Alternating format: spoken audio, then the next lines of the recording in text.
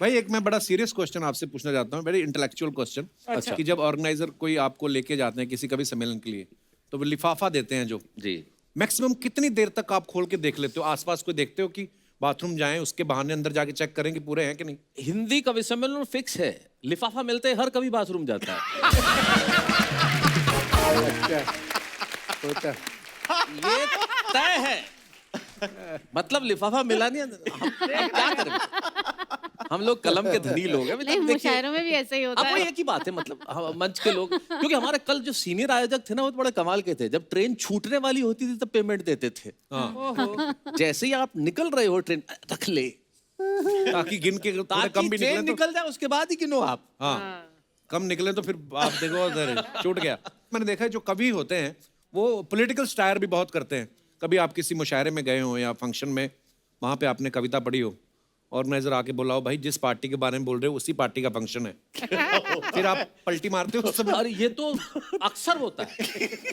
इससे सारे कवि कह देते हैं मैं एक नेताओं पे कविता सुना रहा हूँ, लेकिन ये यहाँ के नेताओं के लिए नहीं है। यहाँ के नेता तो देवता स्वरूप हैं। ये मैं अपने प्रदेश के लिए कह रहा हूँ, ये कह के सब बच जाते हैं। ओहो, हमारे वहाँ का एक फिक्स जुमला है जो हर कवि कहता है कि ये मैं ऐसा इसलिए कह रहा हूँ कि मुझे सही सलामत घर भी लौटना है, तो पहले ही कह देते हैं। पर आम आदमी के साथ जो जुड़ी समस्याएं होती हैं उन पे आप बड़े ही सरल तरीके से और बड़ी खूबसूरती से कह जाते हैं। कुछ ऐसा ही हमारे दर्शकों के लिए हो जाए, संजय भाई, कुछ ऐसा। भारत चमत्कारों का देश है कपिल भाई, यहाँ चमत्कार होते रहते हैं। तो कुछ समय पहले अमेरिका से एक यात्री आता है, स्टैनली मॉरिस नोबल, और सोचता है कि भ्रमण से पहले एक बार मंदिर के दर्शन कर लूं जो एयरपोर्ट से बाहर निकलता है, और भगवान के दर्शन करने पहुंचता है। बस यहीं से प्रारंभ होता है। स्टैनली मॉरिस नोबल जो ही भगवान के मंदिर के दर्शन करके नीचे उतरा, त्यों ही एक चमत्कार हुआ, उसकी चप्पलें गायब थी। बहुत अच्छे। मॉरिस नोबल मंदिर की सीढ़ियों पर बैठकर रोने लगा। इतने में ही एक श्वेत, धवल, स्निग्ध और हिमाच्छादित दूत आकर उसे उपदेश देने लगा। कहने लगा, मां शुचः, शोक मत कर, अच्छा। धैर्य धारण कर, जो होता है वो होता है बिल्कुल सही, मुझे देख मेरी भी गई।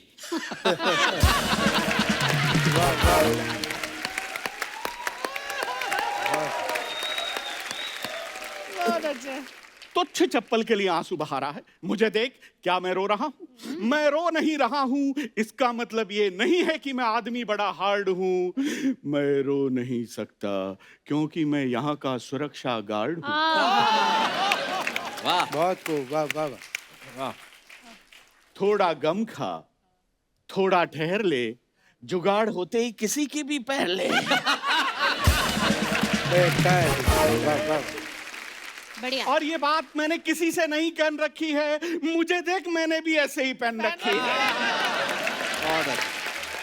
मॉरिस नोबल बोला, बात पर आनंद लेंगे। मॉरिस नोबल बोला, मैन तुमने जो कहा है वो बात एकदम सही है, लेकिन तुमने जो पहन रखा है आप उनका यही है। बहुत खूब, वाह वाह। ये चमत्कार जिंदगी से मैं सच्ची घटना मतलब निकल के इसलिए आते हैं।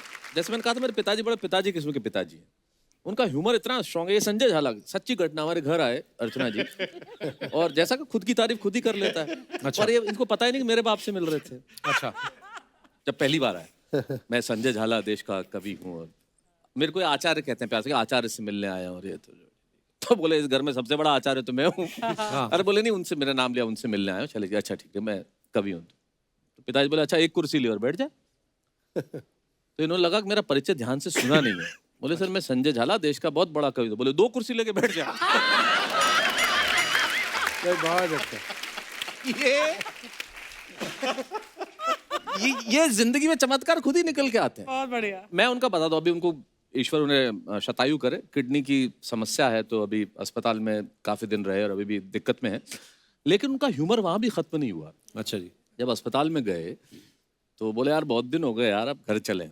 मैंने कहा देख लो घर पे मम्मी है। बोले फिर यही रहने दे। फिर बोले यार ये किडनी का क्या है क्या?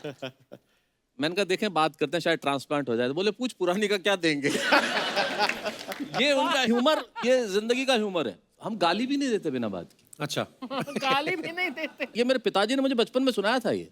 बोले बिना गाली दिए काम चल सकता है तो क्यों देने। हाँ जब जा रहे थे ट्रेन के अंदर, तो ट्रेन में जा रहे थे तो कहीं चाय वाय पीने उतरे, तो वापस आके देखा तो उनकी सीट पे एक आदमी बैठा हुआ था। अब वो कि मेरी सीट मैं चाहता तो गाली दे के उठा सकता था, मैं संस्कार नहीं है ना हमारे, गाली क्यों देनी। तो नमस्कार किया, भाई नमस्कार, आपका नाम? बोले शांतिलाल। पिताजी बोले बहुत अच्छा शांतिलाल जी, आपके पिताजी का नाम? बोले कांतिलाल। बोले शांतिलाल जी ये सीट कांतिलाल जी की नहीं है। भाई बढ़िया, बहुत अच्छा। बहुत बढ़िया। बढ़िया, बढ़िया, बढ़िया। हाँ सीधा नहीं बोले तेरे बाप की है सीट। अरे ये इसी में लड़ाई हो जाती है। अरे क्यों कहना है कहने का तरीका कितना अच्छा अब है। कितना बढ़िया तरीका है। हमारे चाचा जी, उनका एक टेक्निकल थोड़ा सा प्रॉब्लम है। अच्छा जी। मतलब कैसे ह्यूमर कैसे निकलता है जिंदगी से, उनका टेक्निकल प्रॉब्लम क्या है कि उनके शब्द बाद में आते हैं, एक्सप्रेशन पहले आ जाते हैं। अच्छा थोड़ा टाइमिंग का इशू है। वाह, अच्छा टाइमिंग हाँ। का इशू। हाँ टाइमिंग का इशू है, तो शब्द बाद में निकलते हैं, एक्सप्रेशन पहले आ जाते हैं। हाँ, हाँ। तो एक दिन आए मुझे सुबह ही सुबह घर पे आगे, बोले मैंने कहा क्या हुआ? अरे मैंने कहा क्या हुआ?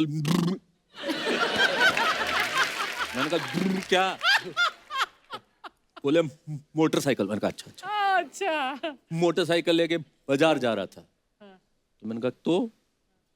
बोले एक गांव वाला आया, क्लच में धोती फंस गई।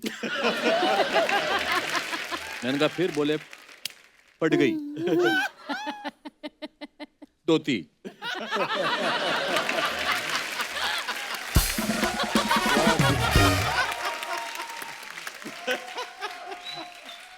धोती फट गई। तो मैंने कहा फिर? बोले मैं जाने लगा, उसने मेरा हाथ पकड़ लिया। किधर? मैंने कहा क्यों, क्या हुआ? बोले धोती फटी है, पैसे दे। मैंने कहा कितने? बोले 70 रुपए। मैंने 70 रुपए दिए। अब वो जाने लगा, मैंने पकड़ लिया। किधर? बोले क्यों? बोले पैसे दिए, धोती दे। अच्छा है भाई, बहुत अच्छा चले भाई, वाह वाह। बोले 700 दे के गया। बहुत बढ़िया शेर। नहीं ये हमारे मतलब ऐसे ही जिंदगी में से हाथ से निकलता है, व्यंग निकलता है, करुणा निकलती है। बहुत बढ़िया। शरद जोशी जी की एक बहुत प्रसिद्ध पंक्ति है कि उधार देने वाला हाँ। दे देता है, लेकिन वो कहते हैं उधार मांगने वाला एक बार मांगता है हाँ और देने वाला फिर बार बार मांगता है। बार मांगता दे दे भाई, दे दे भाई। अर्चना जी आपको मैं एक और बात बताऊं, पॉपुलर मेरठी साहब जो है, जी। ये मेरठी या अरबी भाषा बड़ी इनको अच्छा ज्ञान है। मैंने कोई किस्सा सुना आपका, कोई ड्राई फ्रूट की दुकान पे दुबई में क्या हुआ था सर? वो थोड़ा प्लीज हमारे दर्शकों को वो बताइए। असल में मेरे साथ एक कुमार विश्वास साहब थे, तो उन्होंने कहा कि ज़रा आप भी तो अरबी बोल लेते हैं, तो मैंने उनसे अरबी में बात की। वना यरा मखरना व हारा इन्ना खैर मन वहा वना रिहाश मनो को ने वाला यकर मनु सी वना खा यंगरणा कपिल भाई वकरी न सुतल में शैलेश भाई वो के राणू इंद्र मनो यार इंद्र मतलब तो मुझे भी नहीं पता। बहुत खूब, नहीं, बहुत पर आप इन तरह से गोरे चिट्टे लगते भी हैं कि इनके तेल के कुएं थे, अब लुट चुके हैं। बहुत अच्छे, बहुत अच्छे।